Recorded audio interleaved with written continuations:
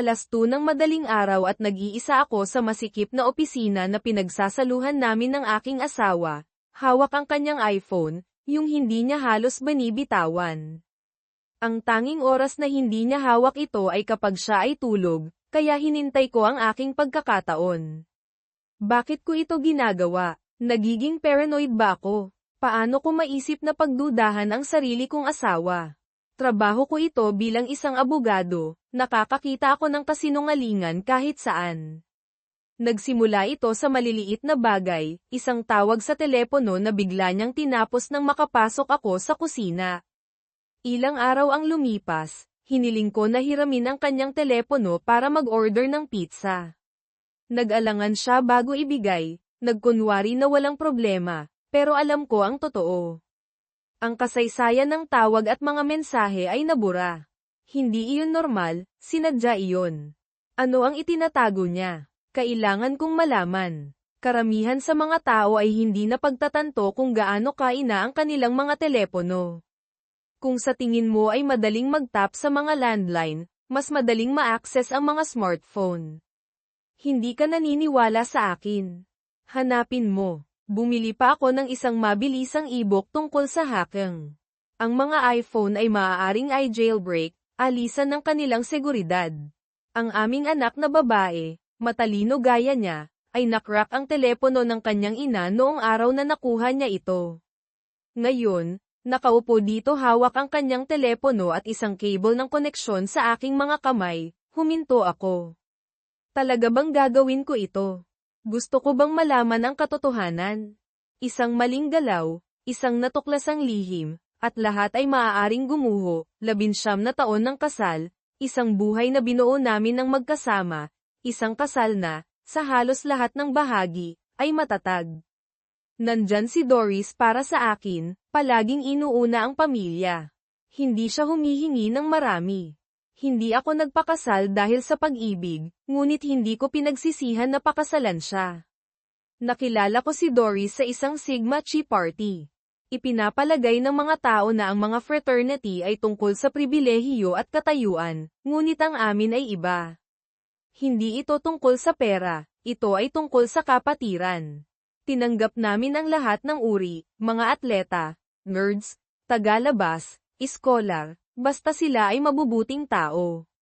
Noon, nasa 2nd taon ako sa law school, halos hindi konektado sa buhay sa campus.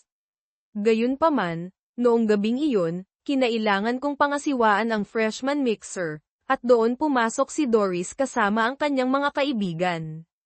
Nakilala ko siya kaagad, siya ang anak ng matalik na kaibigan ng aking ina, bagaman hindi ko siya nakita sa loob ng maraming taon.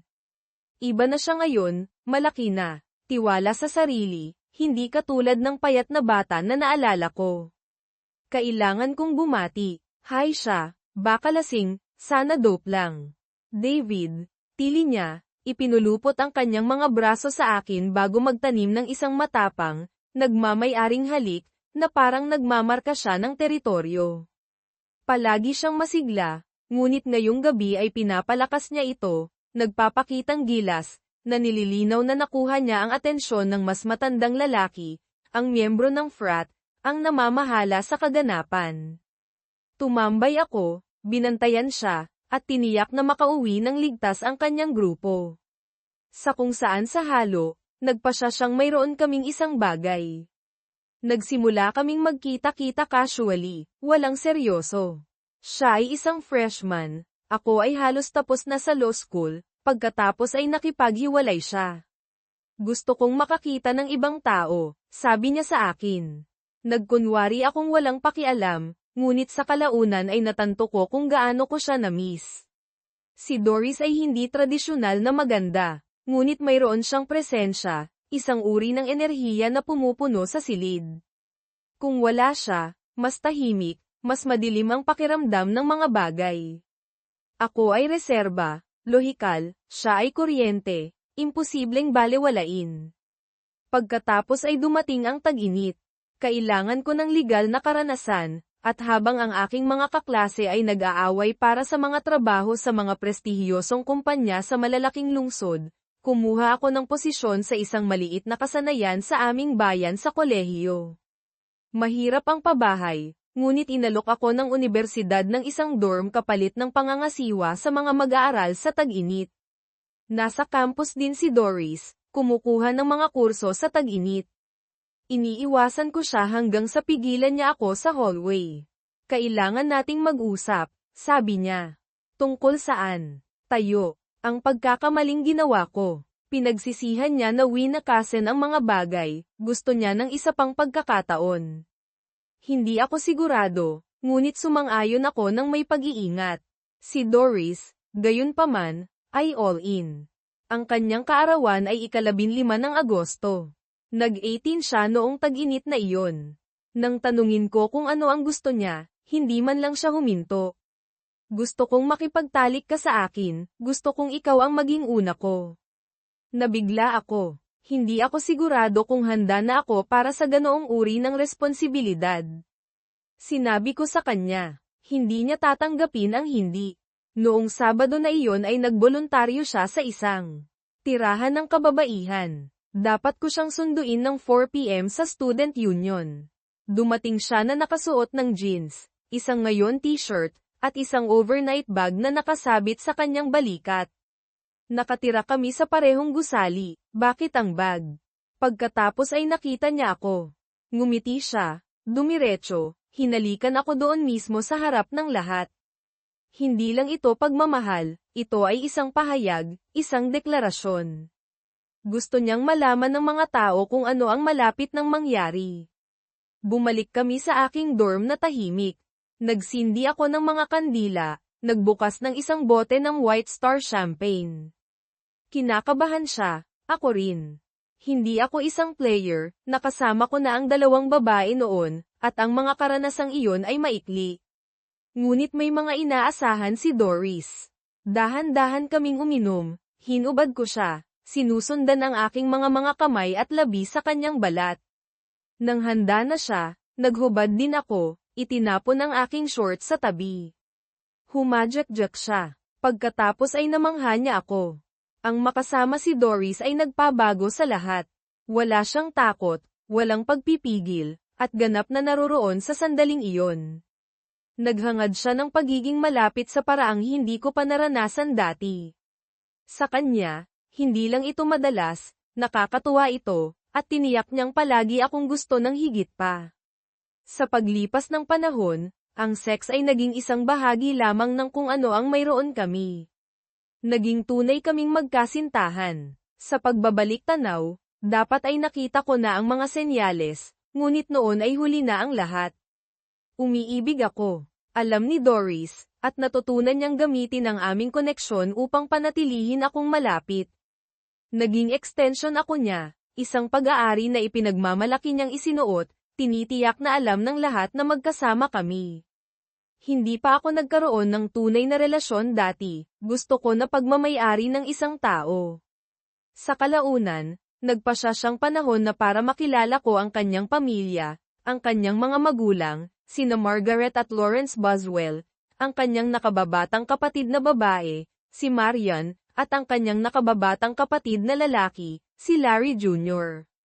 May kaya ang mga Boswell. Ang kanyang ama, si Larry Sr., ay isang senior VP sa Shunt National Bank, at ang kanyang ina, si Margaret, ay nagtuturo sa community college.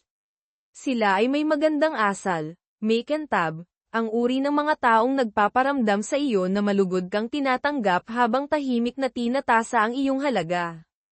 Itinuring nila akong parang royalty. Lalo na dahil ako ay isang third year na estudyante ng abogasya na may magandang kinabukasan.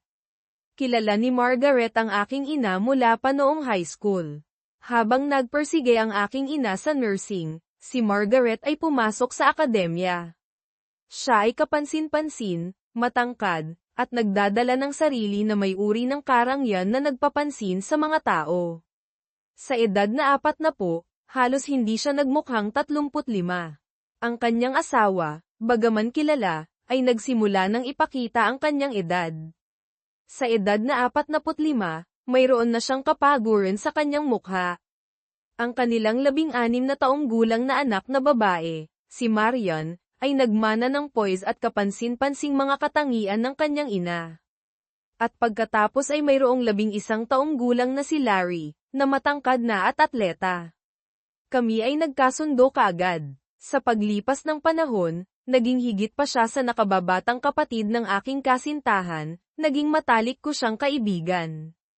Bago pa man kami naging magkasintahan, tinanggap na ng aking pamilya si Doris, halos bahagi na siya ng aming sambahayan, tinanggap na para bang kabilang siya.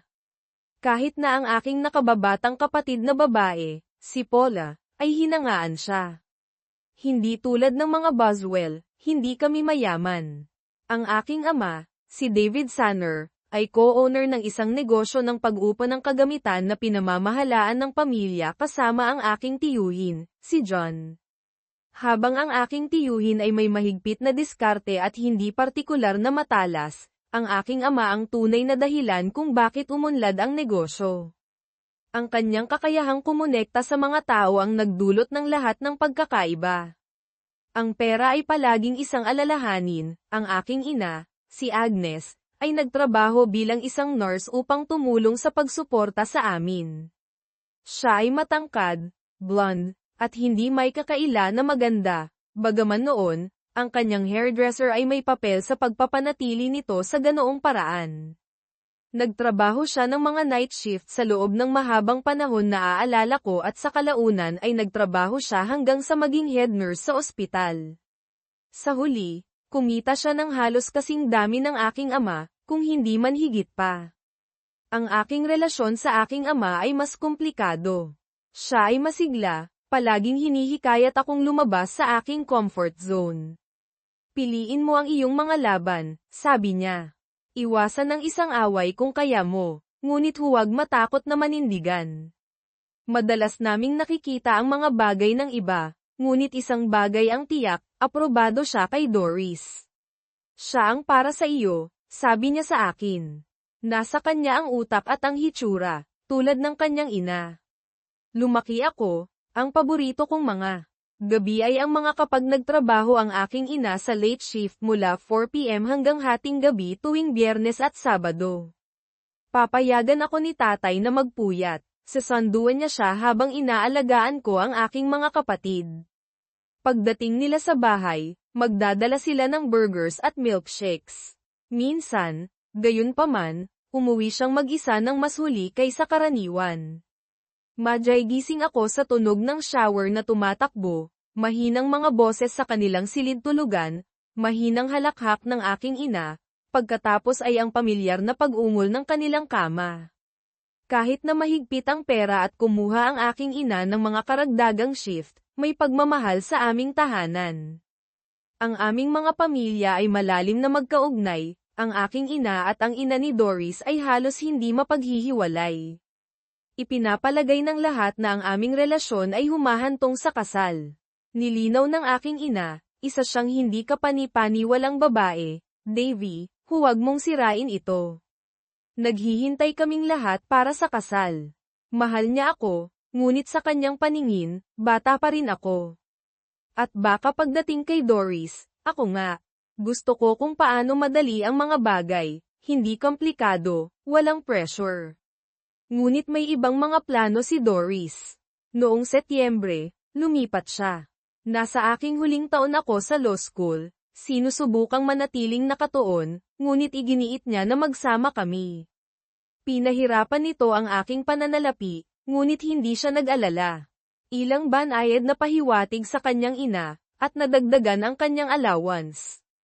Sa pamamagitan nito, nagbago ang mga inaasahan, kailangang maging seryoso ang aming relasyon. Pagsapit ng Mayo, ang kasal ay hindi tanong kung, ngunit kailan. Isang gabi, lumalala ang pagkabigo sa kanyang boses, nagtanong siya, ano pa ang hinihintay mo? Para sa kanya, simple lang ito. Ako ang naging una niya, na sa kanyang isipan ay nangangahulugang may utang ako sa kanya ng commitment.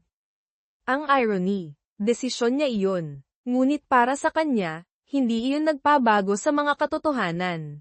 Ilang linggo na lang bago ako magtapos, malapit nang humakbang sa isang promising legal career, isang prime catch para sa sinumang babae. Si Doris, na nagtatapos pa rin ng pag-aaral, ay hindi papayag na maiwan. Masyado na siyang namuhunan, masyadong mahusay na ginampanan ang kanyang mga baraha. Palaging nakikita ni Doris ang buhay sa pamamagitan ng lens ng, kung ano ang mabuti para sa akin ay mabuti para sa atin, at ang pinakamasamang bahagi. Mas madalas siyang tama kaysa sa hindi. Mas mahusay ang kanyang instincts kaysa sa akin. Tinulak niya ako pasulong, ginawa niya akong mas malakas. Sa kanya, pakiramdam ko ako ang pinakamahusay na bersyon ng aking sarili. Kaya kung gusto niya ng singsing bago ako umalis ng kolehiyo, bakit ako nag-aalangan? Hindi sa hindi ko siya mahal, mahal ko siya. Ang makasama siya ay walang kahirap-hirap, pinasaya niya ang aking buhay. Pinanatili akong nakakulong sa isang cycle ng passion at comfort. Kapag kasama ko siya sa aking kama, wala akong interes sa ibang tao.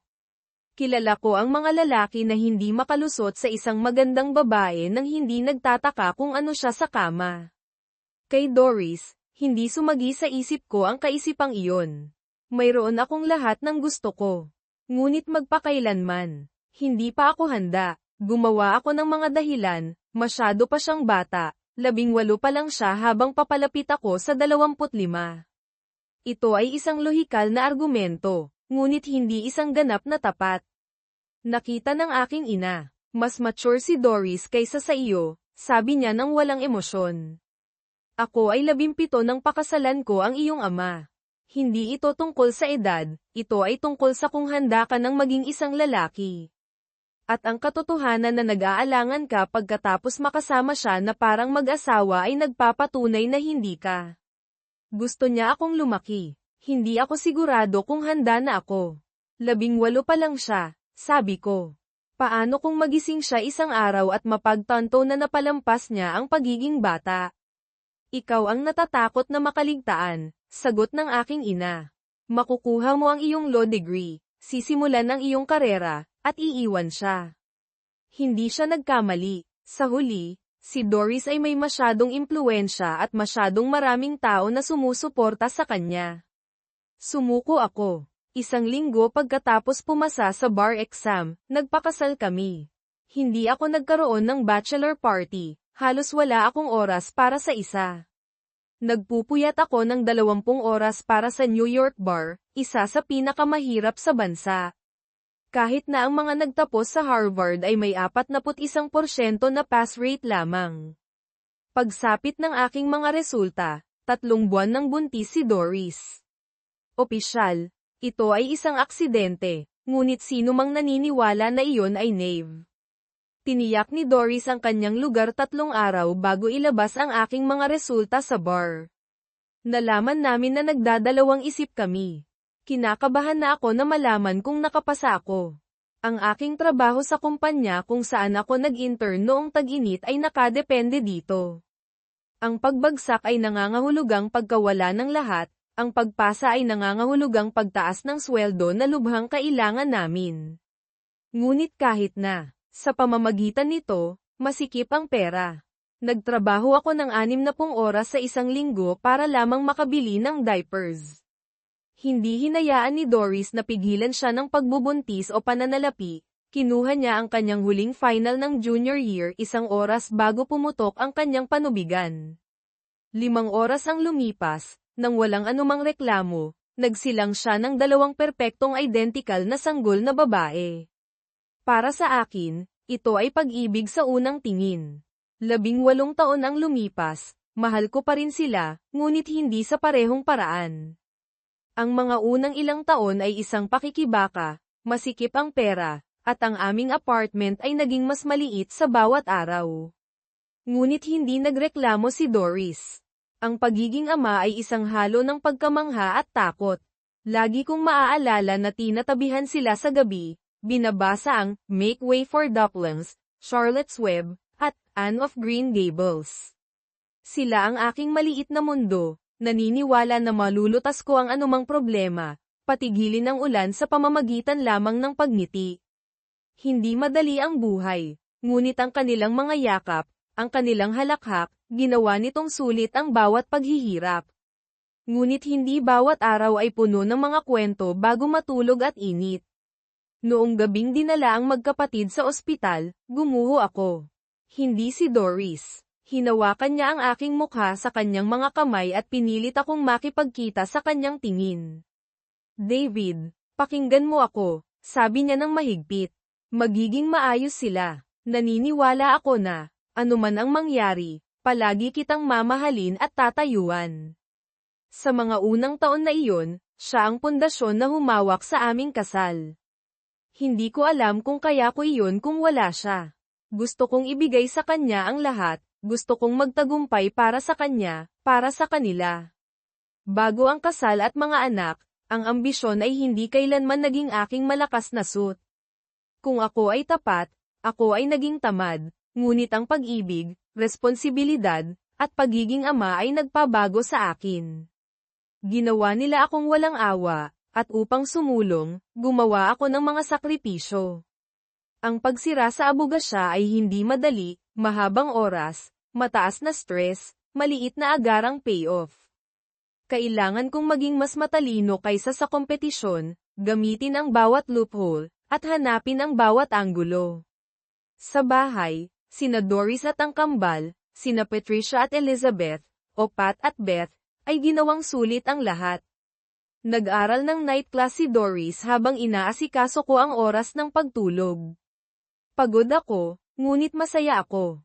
Pagsapit ng kinder ang mga bata, nakakuha na siya ng PhD. Nagsimula siyang magturo sa isang community college. Pagkatapos ay sa loob ng 3 taon ay nakakuha ng full professorship na nagpakadalubhasa sa pag-aaral ng Shakespeare. Nakatulong ang kanyang sweldo, ngunit noon ay hindi na mahalaga, natitiyak ko na ang aking lugar. Ako ay isang law firm partner, at hindi ako palaging naglalaro ng patas upang makarating doon. Maganda ang pera, ang aking konsensya ay medyo hindi gaanong. Karamihan sa mga Amerikano ay nag-iisip na ang pagmamay-ari ng bahay ay isang pangunahing karapatan. Ang ideya ng pagkawala ng ari-arian sa pamahalaan ay tila imposible, ngunit nangyayari ito araw-araw. Binibigyan ng eminent domain ang pamahalaan ng kapangyarihang kumuha ng lupa, di umano'y para sa mga pampublikong proyekto tulad ng mga kalsada, paaralan, at ospital.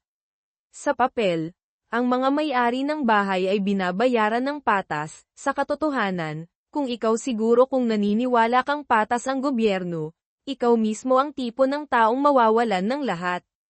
Doon pumapasok ang mga abogadong tulad ko.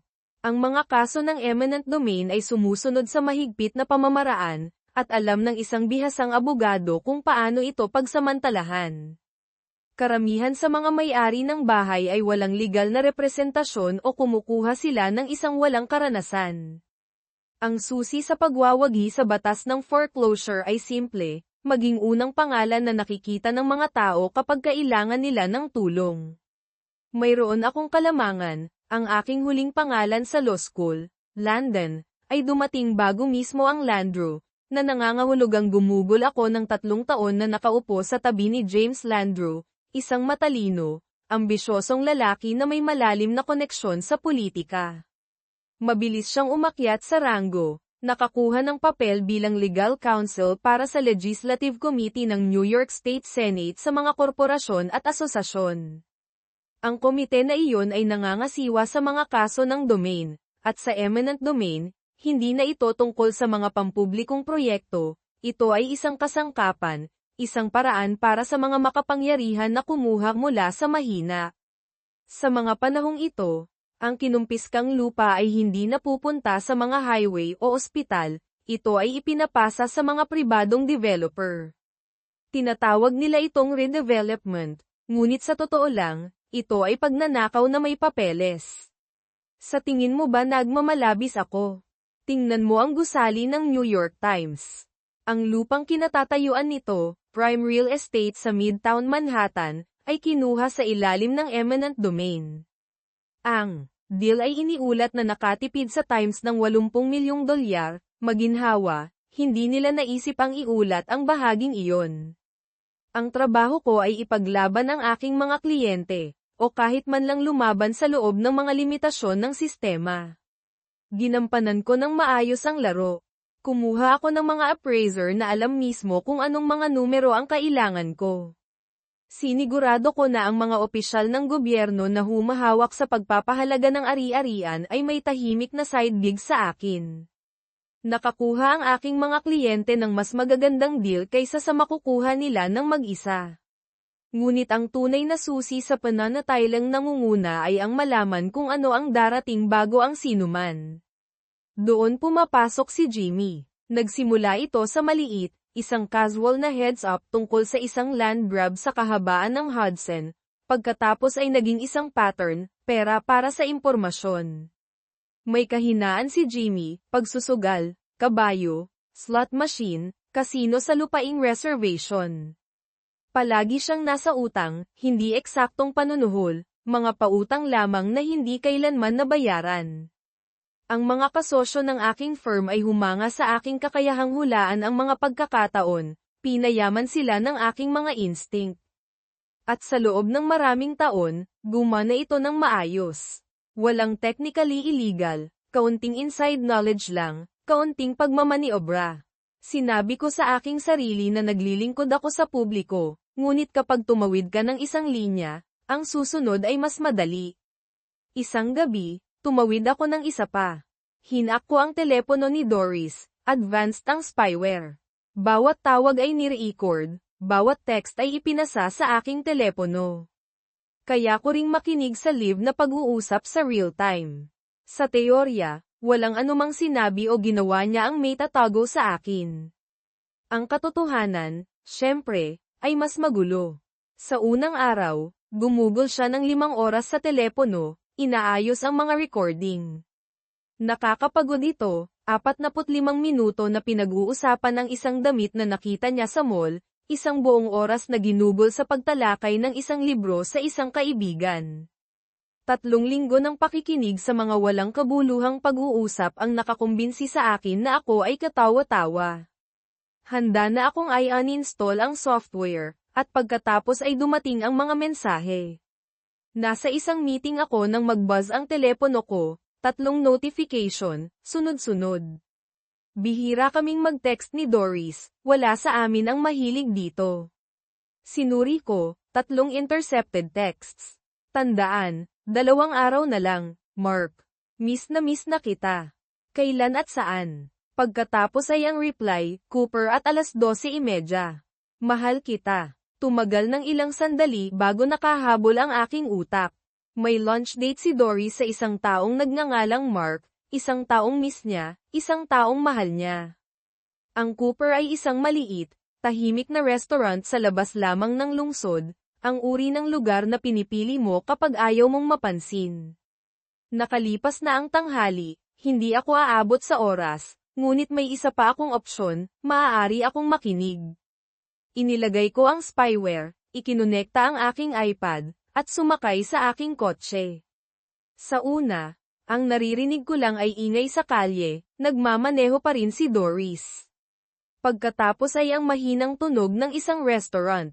Boses ng isang babae, magalang at propesyonal, magandang hapon. May maitutulong po ba ako? Sumagot ang isang lalaki ng maikli, may hinihintay ako. Maikling pagtigil, pagkatapos ay muli ang babae. Sa pagkakataong ito ay may pagkilala, ay, nandito na pala siya. May shuffle, ang tunog ng mga katawan na gumagalaw, yakap, marahil higit pa. Umupo si Doris, nagpalitan sila ng maliit na usapan. Ang lalaki ay makinis, kumpiyansa, ang kanyang boses ay mas bata kaysa sa inaasahan ko. Pagkatapos, gaya ng kinatatakutan ko, ginabayan niya ang usapan patungo sa kanya.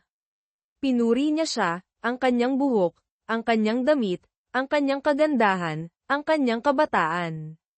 Madali niyang binibitawan ang mga salita, ang pang-aakit ay pangalawa na lamang sa kanyang kalikasan, ang uri ng kasanayan na nagpapadama sa akin ng pagkamuhi sa kanya. Pagkatapos ay dumating ang kanilang mga pagkain, at nagbago ang tono. Pagkatapos ay narinig ko siyang banggitin ang aking pangalan. Ang iyong asawa. Biro lang ang lalaking iyon. Hindi tumutol si Doris. Matanda na siya, matigas, Nakakabagot, patuloy ng lalaki. Hindi kanya nararapat. Hindi lang ito basta-bastang pananghalian, ito ay iba, isang bagay na mas malalim, mas mapanganib. Bumaba ang kanyang boses at naging sigurado, gusto kita, Doris. Maaari tayong magkaroon ng isang bagay na totoo. Nag-alinlangan siya. Hindi ko kaya, may asawa ako. Si David at ako, nais naming tumanda ng magkasama. Tumawa siya, matanda na siya. Bata ka pa. Bakit mo sasayangin iyon? Mahabang katahimikan, pagkatapos ay mas mahina, nanginginig ang kanyang boses, kung hindi ko siya kayang iwan, kailangan nating maging maingat.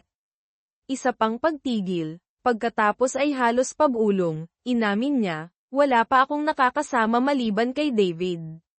Mahal ko siya, ngunit ikaw, pinaparamdam mo sa akin na iba, na kailangan kita upang maging buo.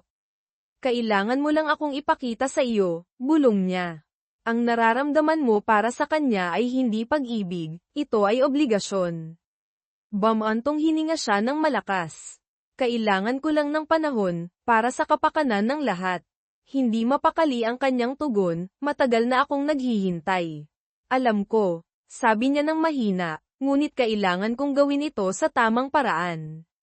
Sige, sabi niya. Huwag mo lang akong paghintayin magpakailanman. Pumarada ako sa parking lot ng Coopers, na natiling sapat ang layo para hindi mapansin. Ang kotse ni Doris ay nakaparada malapit sa entrance. Sa pamamagitan ng aking earpiece, nagpatuloy ang kanilang mga boses, mahina, intimate. Nagbibigay siya ng mga pangako, sinasabing aayusin niya ang mga bagay dahil sa huli, mahal ko pa rin si Dave, bulong niya. Magkasama na kami ng napakatagal. Utang ko sa kanya na panatilihing buo ang aming pamilya. Kaya kita mahal, bulong niya. Malalim mong nararamdaman ang mga bagay. Pagkatapos ay nakita ko sila. Si Doris ay nakamamangha, elegante, maayos, mas maingat na nagbihis kaysa noong umalis siya sa bahay noong umagang iyon. At siya ay matangkad, athletic, makinis ang balat, na may malalim na kutis ng pinakintab na mahogany, gwapo, marahil, depende sa kung sino ang tatanungin mo, ngunit bata, hindi hihigit sa 30. Nang maghiwalay sila, hinayla niya siya malapit, gumalaw ang kanyang mga kamay sa kanyang katawan, dumidiin sa kanya. Hinayaan niya siya, sa isang sandali, bago lumayo. Inaasahan ko ang galit, ngunit hindi ako tinamaan ng selos sa paraang inaakala ko. Gusto ko ba siyang saktan? Siyempre, ngunit kakailanganin ko ang isang baseball bat at isang elemento ng sorpresa. Magiging patas ba iyon? Hindi. Ngunit walang patas sa isang lalaking humahabol sa asawa ng ibang lalaki. Hindi ako Nave, hindi niya mahal ang kanya, gusto niya siya. At kapag nawala na ang pagiging bago, lilipat siya. May isang bagay sa akin na nagsasabi sa akin na alam din iyon ni Doris.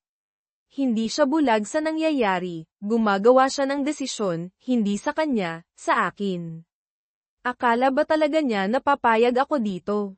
Karaniwan ng aming kasal, marahil 5% ng mga lalaki ang tunay na nagpapatakbo ng kanilang mga sambahayan. Ang iba sa amin, nakikipagkompromiso kami, nag-a-adjust kami, nagkakasundo kami. Hindi ako nanalo ng argumento kay Doris. Kahit na sa tingin ko ay nanalo ako, hindi naman pala. Nakukuha niya ang gusto niya, palagi. Walang pagkakaiba ang sex. Gusto niya ito, ngunit palagi itong ayon sa kanyang mga tuntunin. Hindi ko kailangang makiusap, ngunit kapag nagsimula nang mawala ang kanyang interes, nakaramdam ako ng isang bagay na mas malapit sa ginhawa kaysa sa pagkabigo. May ganitong paraan si Doris ng pagpapadama ng kanyang mga pagnanasa na mutual, na parang mga pangangailangan namin sa halip na sa kanya lamang. Hindi siya nakikipaglaban, pinapagod niya ako. Gayunpaman, siya ay isang hindi kapani-paniwalang asawa, isang debotong ina. Nagtatrabaho siya, nag-aaral, nag-aasikaso ng bahay. Tumutulong ako, ngunit siya ang leon, ang isa na tunay na nagpapanatili sa lahat.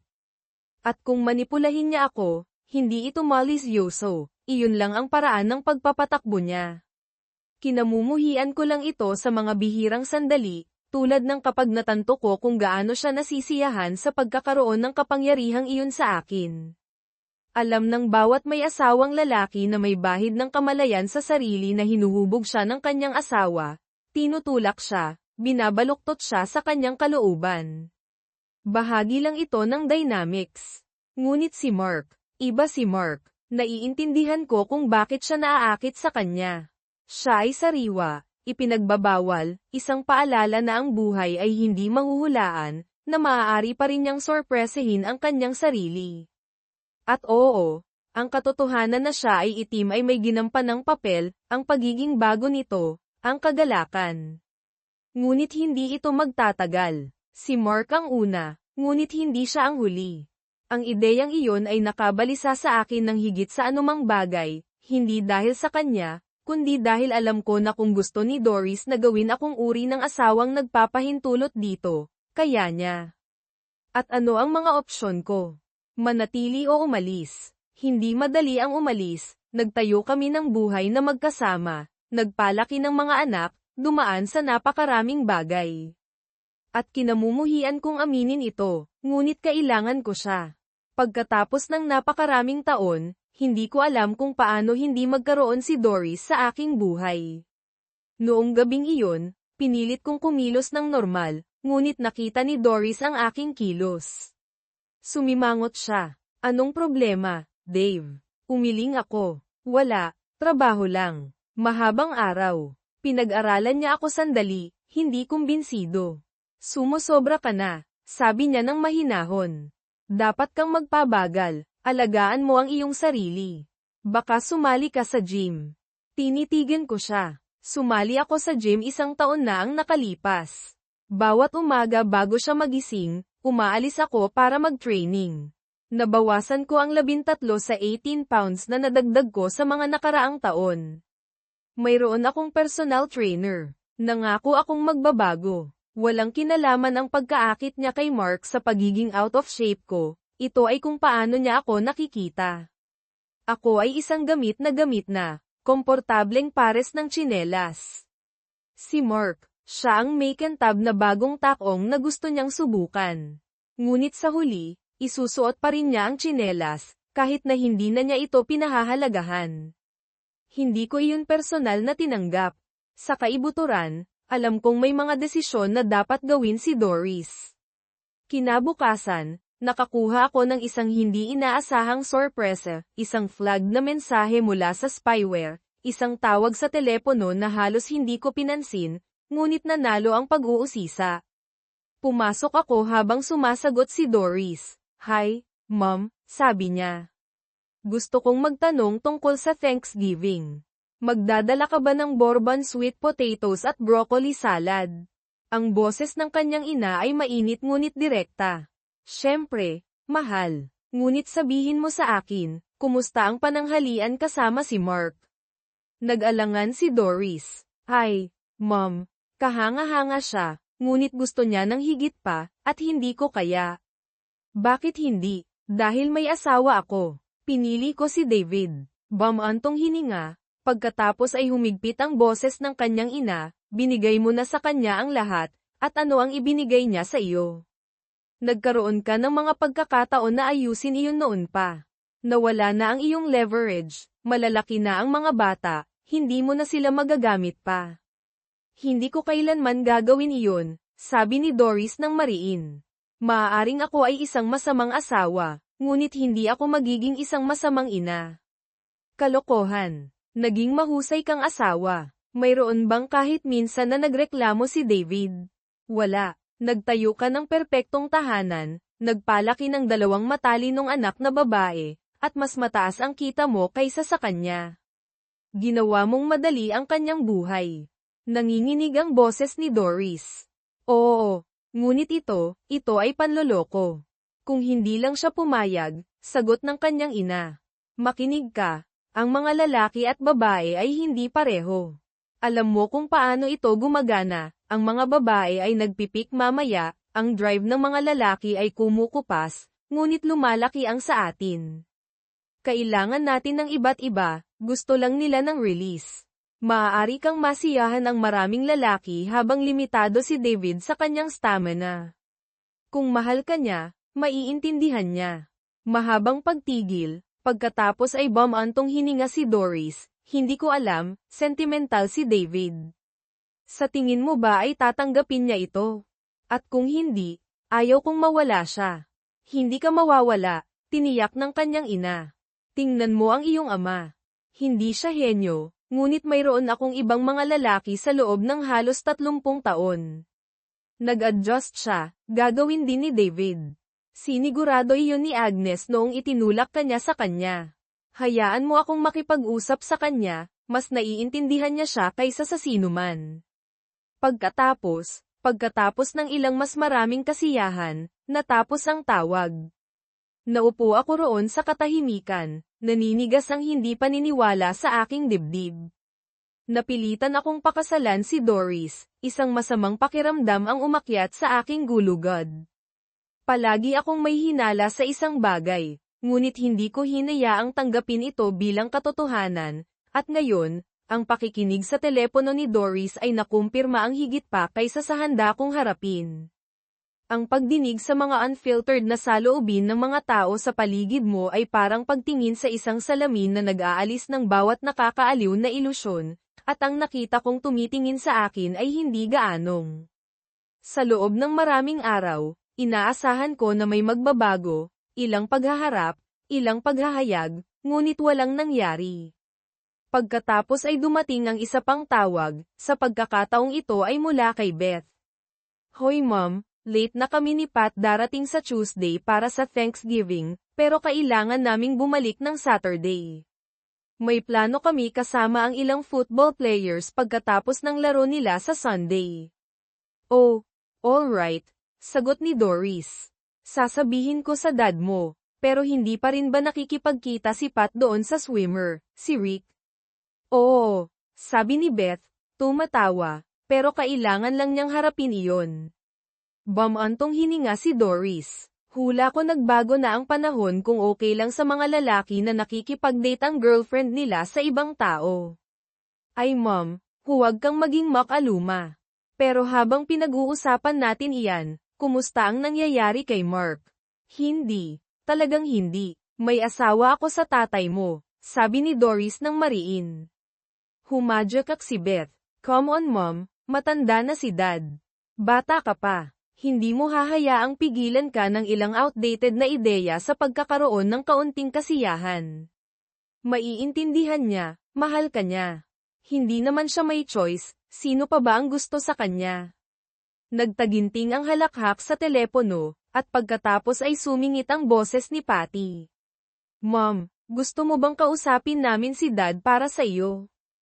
Kaya naming ipaliwanag, ipaalala sa kanya ang lahat ng nagawa mo para sa kanya. Gustong-gusto ka niya, at sa totoo lang, hindi makatarungan na atali ka sa iisang lalaki magpakailanman. Nag-alangan. Si Doris. Hindi ko alam. Hindi siya nakikipagtalo sa akin, pero sensitibo siya. Noong bata pa siya, maaari siyang naligaw, pero hindi niya ginawa. Sa tingin ko ay hindi niya nakikita ito sa paraang nakikita ninyong dalawa. Pero mahal ka niya, giit ni Beth. Kung sasabihin mo sa kanya kung gaano ito kahalaga sa iyo, paalalahanan mo lang siya na palagi siyang mauuna.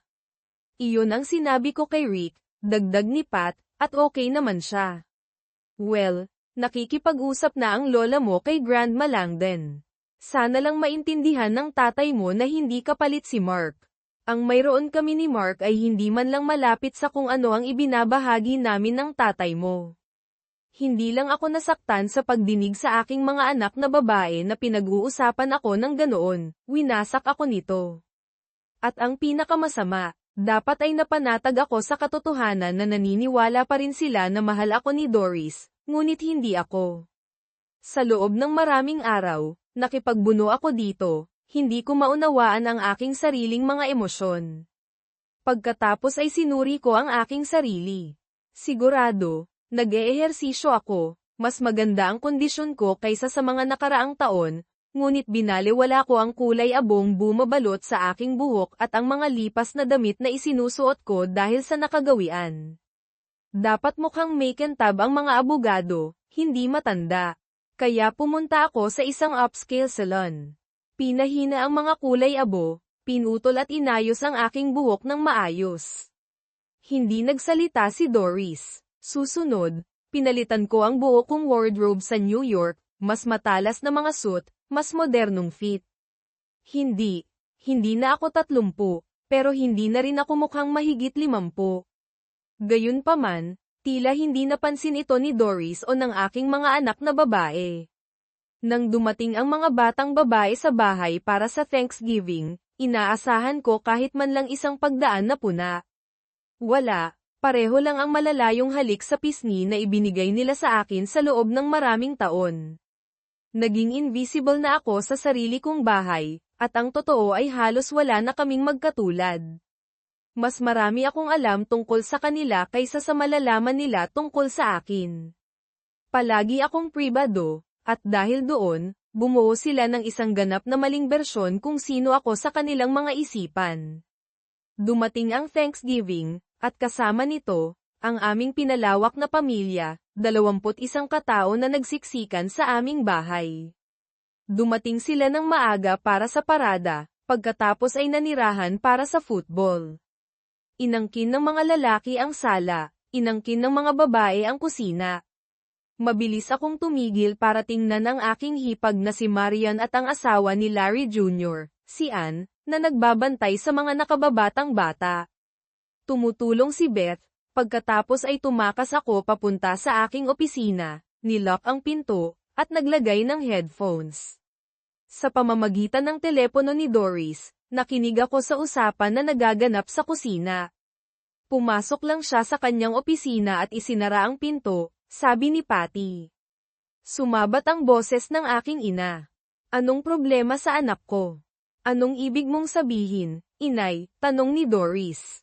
Well, para sa mga nagsisimula, iba na siya manamit, nagpagupit, at maliban kung nagkakamali ako, mas kaunti ang kanyang puting buhok.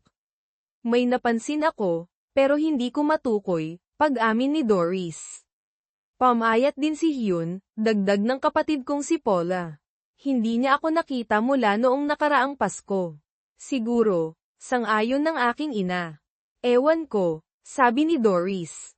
Hindi maganda ang pakiramdam ni Hek nitong mga nakaraang linggo. Akala ko stress sa trabaho. Sa tingin mo ba alam niya ang tungkol kay Mark, no? Tanong ng aking biyenang babae. Mahabang katahimikan, pagkatapos ay nagsalita si Doris. Hindi ko nakikita kung paano, at kahit na alam niya, ano ang malalaman. Wala pa naman akong ginagawang anumang bagay kay Mark. Siguro midlife crisis lang, bulong ng aking ina. Nasa edad na siya, sumang-ayon ang aking biyenang babae.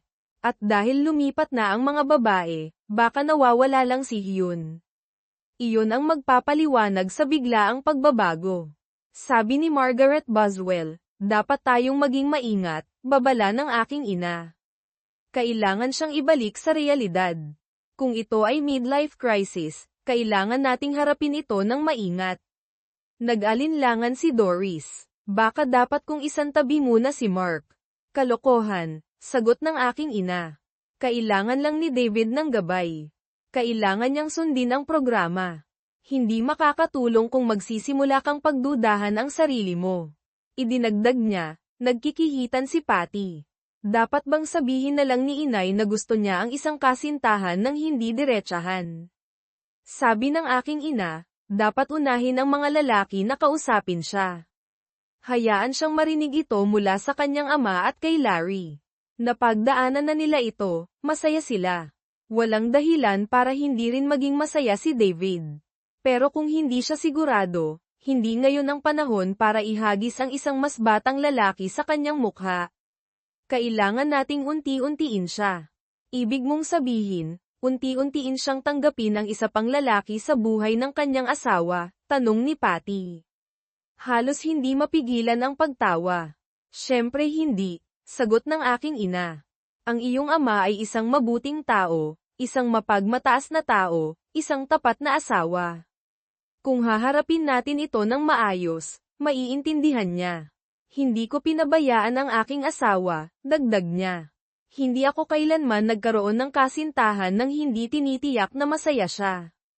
Maaaring nasa sideline siya, ngunit sa puso ko, siya ang laging una.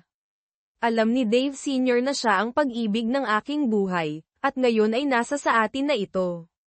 Doris, ikaw ang manguna, ngunit lahat kami ay sumusuporta sa iyo. Isang koro ng mga bulong-bulungan at pagsang-ayon ang sumunod. Habang nakaupo ako doon na nakikinig sa kanila na sinusuri ang aking buhay, napagtanto ko na hindi lang nila ako pinag-uusapan, pinaplano nila kung paano ako hubugin muli sa kanilang mga isipan. Hindi nila sinusubukang kumbinsihin ako na tanggapin ang isang relasyon, hindi nila nakikita iyon. Tinitiyak lang nila na may kalayaan si Doris na nararapat sa kanya. Isinakripisyo niya ang kanyang kabataan at inilaan ang kanyang sarili sa kanyang pamilya, ngayong wala na ang mga bata, hindi ba makatarungan na bawiin niya ang kaunting kaligayahan? Pinangunahan ng aking ina ang atake, na nagsasalita ng may katiyakan ng isang taong namuhay ayon sa mga patakarang ito sa loob ng mga dekada. Pinag-usapan nila ako na parang ako ay isang matigas ang ulo na bata na nangangailangan ng banayad na panghihikayat. Nakinig ako hanggang sa hindi ko na kaya. Hinubad ko ang aking mga headphones, umalis sa aking opisina, lumabas ng bahay, at nagpatuloy sa paglalakad. Naglakad ako ng ilang milya, nag-iisip, nagngangalit sa ilalim ng aking balat. Sa oras na bumalik ako, ang bahay ay puno pa rin ng tawanan at usapan, walang nakapansin na nawala ako. Nang gabing iyon, pagkatapos umalis ang mga bisita at nasa itaas ang mga babae, sa wakas ay nagtanong si Doris, anong problema? Ewan ko, pag-amin ko. Pakiramdam ko lang na nagbabago ang lahat, at baka hindi pa ako handa para dito. Pumulupot siya sa tabi ko, na pumupulupot sa akin tulad ng dati niyang ginagawa. Ano man ang mangyari, lagi kitang mamahalin. Ikaw ang palagi at palaging magiging pinakamahalagang tao sa buhay ko. Noong una ay paniniguro na iyon sa akin, ngayon parang maingat na pagpapadama ng pagkakasala sa aking konsensya. Lagi niyang alam kung paano ako mapapakiramdam na nagkasala. Noong unang Sabado ng Disyembre, pumunta ako sa isang laro ng Giants kasama ang aking ama at biyenang lalaki. Si Larry ang kumuha ng mga tiket. Binayaran ng aking ama ang limo at inumin. Bahagi ito ng plano. Pagkatapos ng karaniwang usap-usapan, napunta sila sa totoong dahilan kung bakit kami naruroon. Sinubukan nilang ibenta sa akin ang ideya kung paano magiging mas masaya si Doris sa isang mas batang kasintahan, kung paano nangangahulugan ang tunay na pag-ibig na hayaan siyang magkaroon ng kailangan niya. Hinayaan ko silang magsalita. Pagkatapos, habang natatapos na ang laro, nagsalita ako sa wakas. Kung mahuli ko si Doris na may ibang lalaki, tapos na ang aming kasal. Walang eksepsyon. Sa loob ng 20 minuto, nakipagtalo sila, tinawag akong immature, makitid ang pag-iisip. Hindi ako umimik. Kung magloloko siya, aalis ako. Sino ang gustong magkaroon ng asawa na nakikipagtalik sa iba? Pinatahimik iyon sila sa loob ng ilang sandali, pagkatapos ay nagpaalam sila para magbanyo. Sa oras na bumalik sila, halos wala ng tao sa stadium. Tahimik kaming umuwi. Ang hindi ko alam ay kasama sa kanilang pagbanyo ang isang tawag sa telepono sa bahay. Sa oras na dumating kami, nakausap na ng aking ina at biyenang babae si Doris. Gumagana na ang mga plano. Wala pang isang linggo, dinala nila ako sa isang mamahaling gentleman's club, malabong ilaw, napakamahal na inumin, nakahubad na kababaihan sa lahat ng dako, at syempre, ang parehong pagod na argumento tungkol sa mga may edad na pag-aasawa. Umupo ako doon, sumisip-sip ng soda, nakikinig sa kanilang kalokohan. Pagkatapos ay tumayo ako. Hindi ko maisip na ipagpalit ang katapatan ng aking asawa sa isang lap dance, at sa sinabi ko iyon, umalis ako, sumakay ng taxi pauwi. Hindi na nila muling binanggit iyon. Habang papalapit ang Pasko, alam kong nagtakda na sina Doris at Mark ng petsa. Mayroon silang bakasyon, dapat akong nasa opisina, ngunit may nakaligtaan sila, hindi lang sila ang naglilihim. Hindi ako isang santo. Sa loob ng maraming taon, naglakad ako sa manipis na linya sa pagitan ng etikal at kapaki-pakinabang. Pagkatapos isang araw ay lumampas ako dito. Nagsimula ito sa lupa, walang kwentang maliliit na parsela na halos walang daanan. Ibinebenta ng mga magsasakang desperado sa pera ang mga lote sa gilid ng kalsada, na iniiwan ang kanilang mga pangunahing pag-aari na nakatiwangwang. Pagkatapos ay kailangan ng isang malaking retailer ng lupa para sa isang bodega malapit sa thruway, kailangan din nila ng isang bagong pasukan sa highway, at alam ni Jimmy, ang aking may pwestong kaibigan, ang tungkol dito bago pa malaman ng publiko. Habang nag-aalok ng legal na tulong sa mga may-ari ng lupa, nakita ko ang isang for sale sign, 250 ektarya ng pinabayaang pastulan, natirang lupa mula sa isang lumang dairy farm, sa papel ay nagkakahalaga ng marahil $1,500 bawat ektarya, ngunit malapit ng maging 20 beses ang halaga nito. Inubos ko ang aking ipon, inubos ang aking 401k, iniwan ang aking sarili na broke. Inilibing ko ang pagbili sa ilalim ng isang Wyoming Shell Corporation, walang paper trail. Hindi ko masabi kay Doris kung saan napunta ang lahat ng aming pera, kaya nagsinungaling ako, sinisi ang merkado, ang ekonomiya, ang mahigpit na kompetisyon. Maaaring nagtanong ang sinumang ibang asawa, hindi si Doris. Okay lang tayo, Davy, sabi niya, na binalewala ito. Hanggat malusog tayo at magkasama, ano ang pagkakaiba? Nagbawas siya sa paggastos, kumuha ng karagdagang trabaho, hindi siya bumili ng bagong damit sa loob ng mahigit 1 taon. Ipinangako kong babawi ako sa kanya, ngunit sa paano man ay hindi dumating ang araw na iyon. Pagkalipas ng 2 taon, ibinenta ko ang huling ektarya, ang huling presyo, $22,000 bawat ektarya. Mayaman ako, ngunit noon pa man, nagsimula na akong bumili ng mas maaga sa estado, na laging nananatili sa labas ng kanilang opisyal na pagkuha.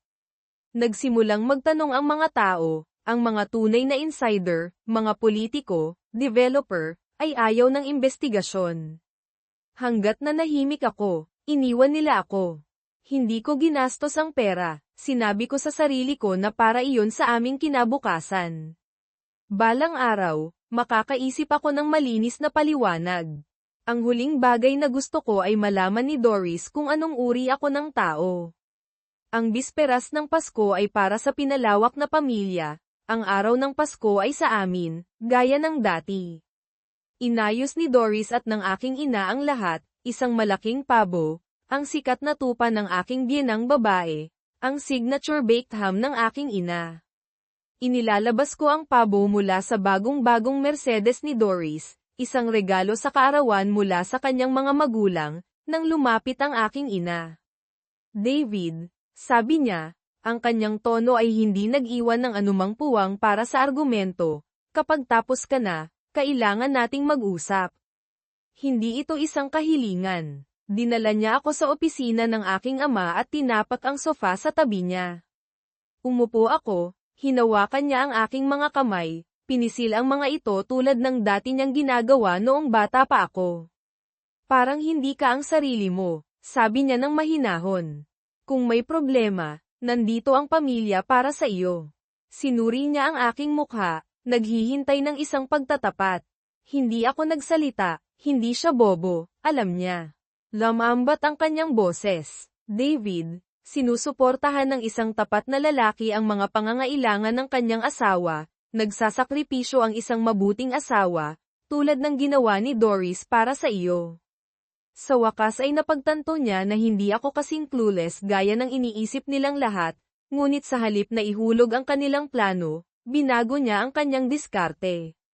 Binalangkas niya ito bilang aking tungkulin, ang aking responsibilidad.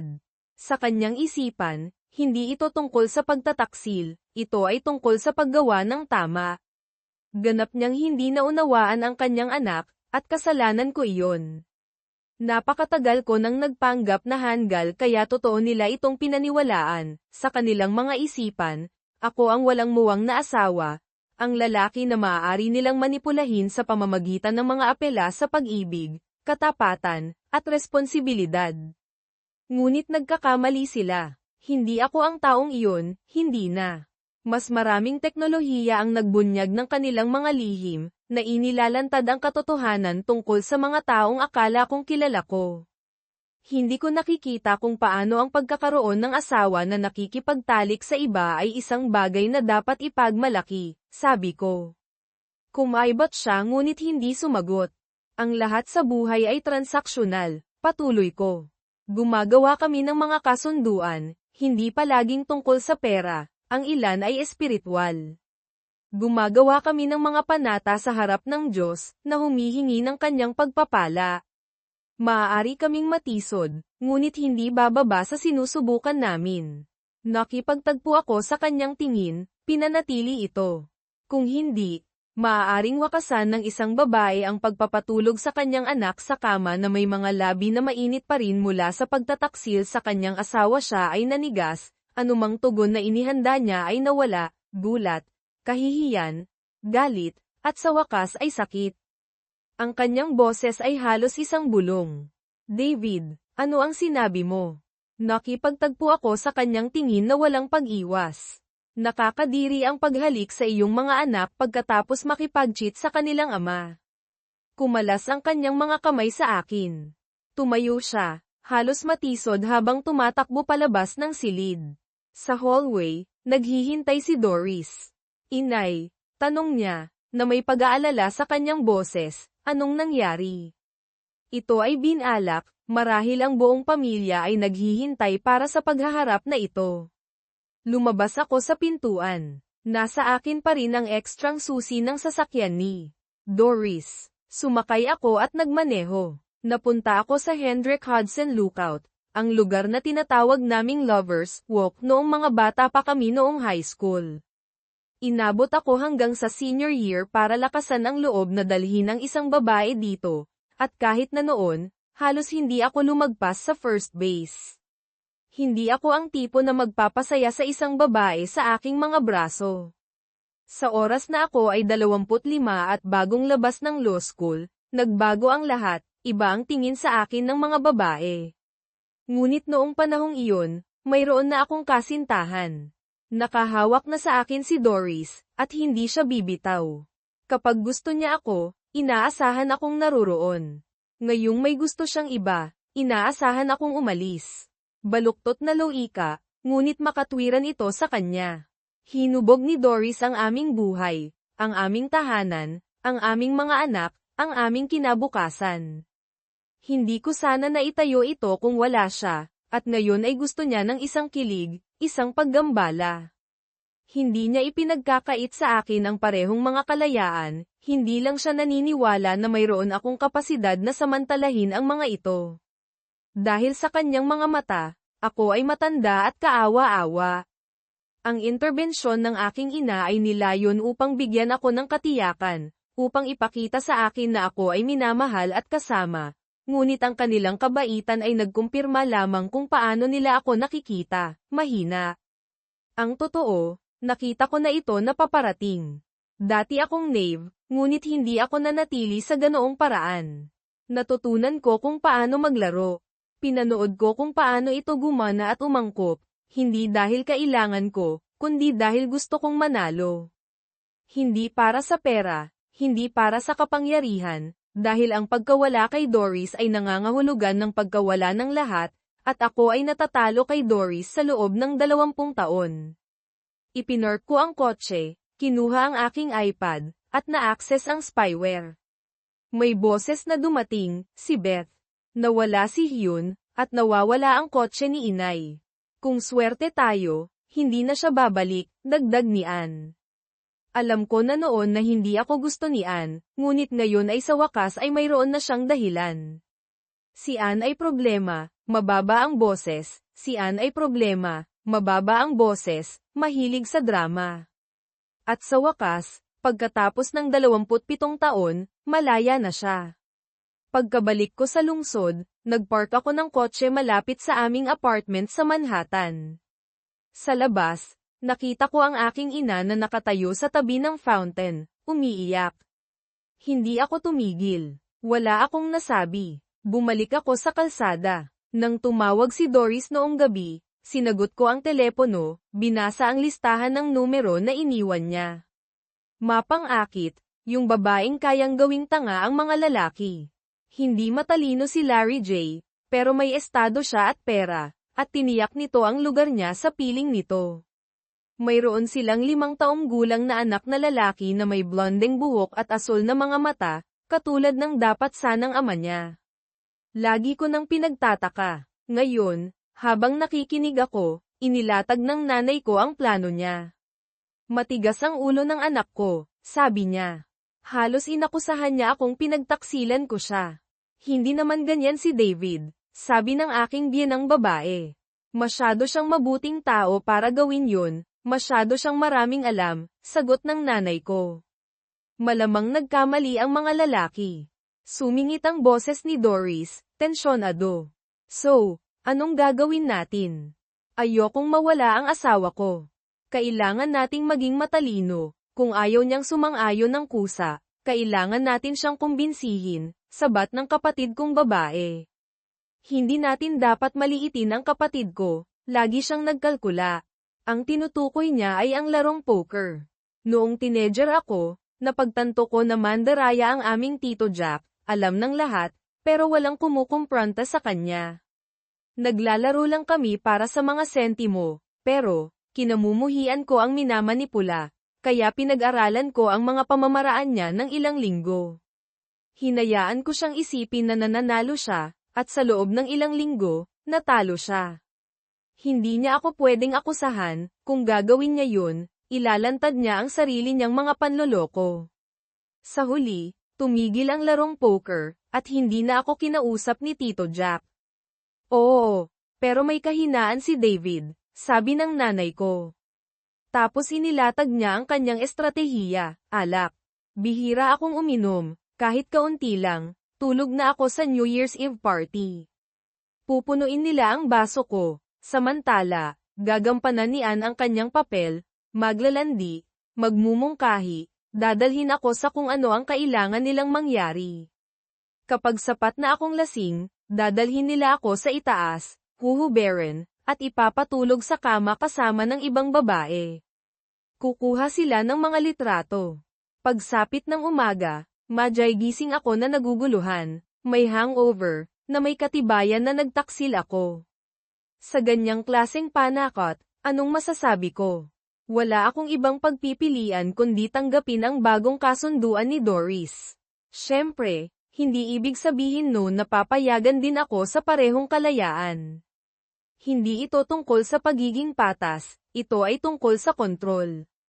Gusto ni Doris ng kalayaan niya, dapat kong tanggapin yun. Ang problema, ayaw ni Ann na gawin yun. Kailangan ko ba talagang makipagtalik sa kanya, tanong niya, na may bahid ng pandidiri sa kanyang boses. Hindi mo kailangang gawin ang kahit ano, tiniyak ng nanay ko sa kanya. Dalhin mo lang siya sa kama, hubaran, at hayaan mong ang mga litrato ang gumawa ng iba. Pero kahit yun ay sobra para kay Ann, kaya pumili sila ng iba, ang asawa ng kapatid kong si Samuel, si Elaine. Mahiyain, tahimik na si Elaine, bagong kasal, buntis, pumayag siya dahil gusto niyang map kasama si Elaine. Mahiyain, tahimik na si Elaine, bagong kasal, buntis, pumayag siya dahil gusto niyang mapabilang. Perpekto siya, hindi siya makikipagtalo, hindi niya gagawing mahirap, siya ang magiging perpektong saksi, inosente, hindi mapagdududahan. Nakaupo sa marangyang kotse ni Doris, nakatanaw ako sa madilim na burol ng Catskills, ang parehong maulap na bundok na nagbigay inspirasyon sa Rip Van